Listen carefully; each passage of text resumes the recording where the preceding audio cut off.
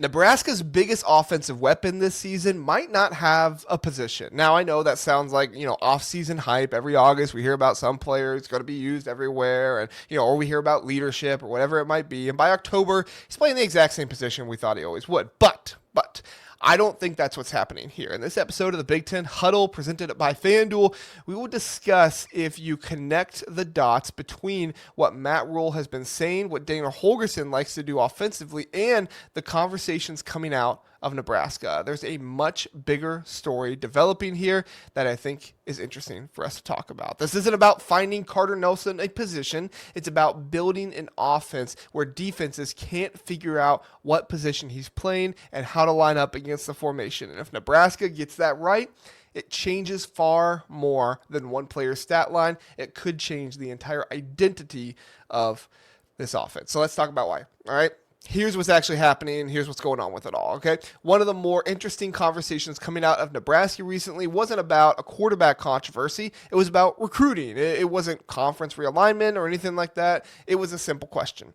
Where does Carter Nelson actually play? Some people think spend time in the slot. Others think Nebraska needs to stop experimenting and simply let him develop into a true tight end. And honestly, I think both sides are missing the point on this. I don't think it's about you put him here and that's where he stays through the entire time. The mix-up is assuming Nebraska has to choose this situation because modern offenses don't always think that way anymore. You're even seeing some of it in the NFL quite a bit. Football has become a matchup game. Defensive coordinators don't lose sleep because a team has a great tight end. They lose sleep because they don't know how to defend the tight end / wide receiver / sometimes ball carrier, whoever it is. And that's the difference. Imagine the exact same player lining up, attached to, in line on first down, and then they go into, they speed up the offense, speed up the tempo, and then he's split out wide. Speed up the offense, and then he's in the slot, and then he's motioning across the formation,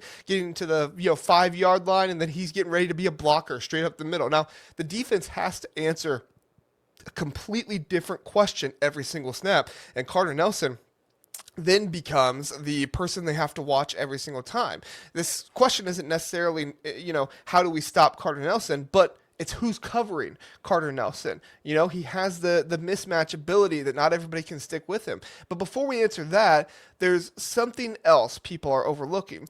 Everybody keeps asking whether Carter Nelson is a tight end or a receiver, but that's the wrong question. The better question is, why would Nebraska limit him to being either one? The best offenses in college football aren't obsessed with position anymore. They're obsessed with, creating mismatches. If a linebacker can't run with him, that's an advantage. If a nickel corner can't handle his size, then that's an advantage too. You stop worrying about the label of where he's going to be and where he's going to be on the depth chart. Start watching how often Nebraska forces defense into impossible choices. That's where Dana Holgorsen becomes really, really interesting. Holgorsen has never been known for running a static offense. The best offenses spread defenses horizontally. They create space more than they attack. Think of it like, stretching a rubber band out. The farther you pull it, the more violent the snap becomes, right?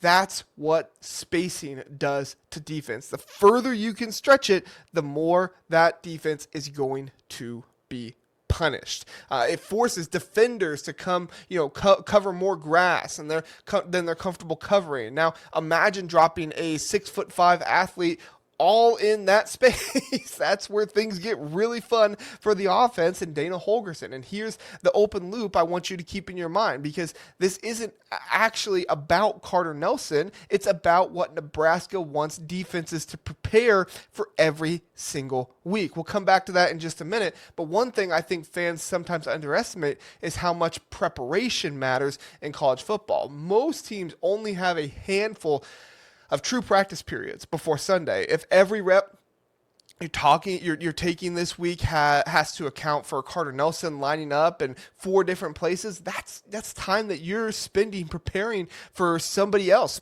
preparing for one person, when you could have other players out there that could be hurting you because you spent too much time preparing for the one. And that's valuable for Nebraska, not because he touches the football every single time, but because he forced the defense to think. And confusion creates mistakes. Now, if you zoom out of all of this, because this affects more than just one player, if Carter Nelson becomes positionless, like we're talking about, what happens to Ja'Cory Barney? What happens, to the run game? What happens when Anthony Colandrea extends the play and gets out of the pocket? Because we know that's going to happen. We know, Dana Holgorsen wants that to happen, and I can definitely see that happening quite a bit this season. Suddenly, when those things happen, everybody benefits because defenders have already been forced out of position where before the ball is even snapped. That's the hidden value in all of this. Not just because Carter Nelson's a great player, but because it would make the defense have to protect against so much more. Here's the blueprint that most fans miss.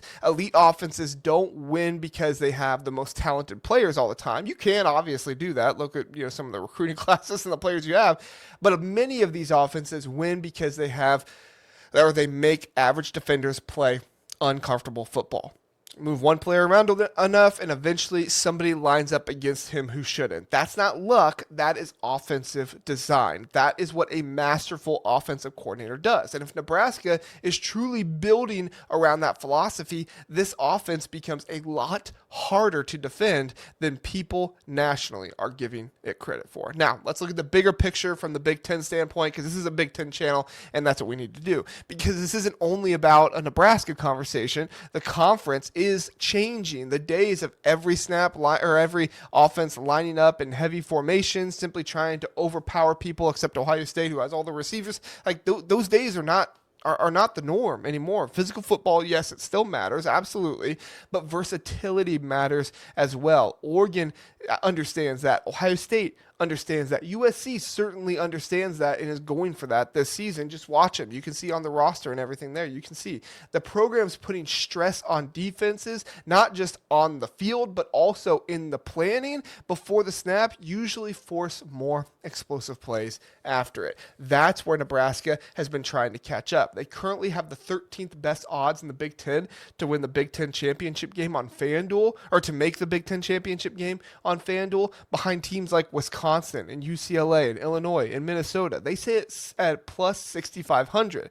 Not by abandoning physical football. They don't fix it by doing that, but by making physical football unpredictable. And that's an important distinction. Here's another thing. National media often treat versatility like it's a gimmick, and it has been sometimes. Like, we got to be honest here. That has happened sometimes, and you have to always be kind of worried about that. They'll say a player is positionless almost like it's a compliment without explaining why it matters. But the reason it matters isn't because it sounds modern. It matters because defensive coordinators build game plans around tendencies. If you break the tendencies and then suddenly the entire game plan starts falling apart, remember the question we had, hanging out there earlier on, what is Nebraska actually preparing defenses for?